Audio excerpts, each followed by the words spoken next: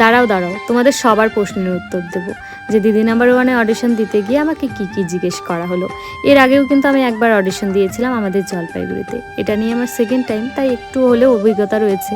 আর বাড়ি থেকে যেহেতু একদমই কাছে অডিশনটা হচ্ছে, এটা কি আর হাতছাড়া করা যায়।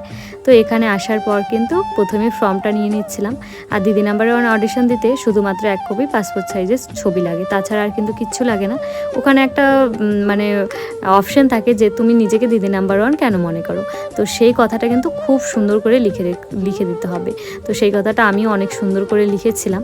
তো এখানে ফর্ম দেওয়ার পর সবাই ফর্মগুলো ফিল আপ করে নিচ্ছিল, তারপরে আমরা লাইনে দাঁড়িয়ে পড়লাম। আর আমি আগে থেকে বাড়ি থেকে ভেবে গিয়েছি যে আমি কি বলবো, আমার জীবনের কাহিনীর কথাই আমি ভেবেছিলাম বলবো। তো আমাকে প্রথমে জিজ্ঞেস করেছিল যে তুমি নিজেকে দিদি নাম্বার ওয়ান কেন মনে করো। তো আমি বললাম যে ছোটোবেলা থেকে অনেক কষ্ট করে অনেক স্ট্রাগল করে আজকে এই জায়গাটায় এসে পৌঁছেছি। তো আমার জীবনের সমস্ত স্ট্রাগলের কথা আমি সবার সাথে শেয়ার করতে চাই, তো সেই জন্যই যেতে চাই। তারপর আমাকে জিজ্ঞেস করলো যে তুমি কি করো। আমি বললাম আমি একজন মেকআপ আর্টিস্ট, তার পাশাপাশি আমি একজন ফ্যাশন ডিজাইনার, ফেসবুক ইনস্টাগ্রামে কন্টেন্ট ভিডিও তৈরি করি। তারপর বললো যে কী টাইপের ভিডিও করো।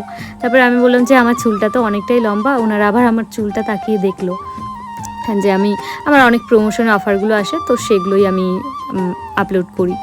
তারপর আমাকে জিজ্ঞেস করলো আমার হাজব্যান্ড কী করে, আমার বরের সাথে পরিচয় কী করে, আমাকে অনেক কিছু জিজ্ঞেস করেছিল। একটার পর একটা কোশ্চেন করেই যাচ্ছিল যে তুমি যে ফ্যাশন ডিজাইনার করো এটা কবে শিখেছো।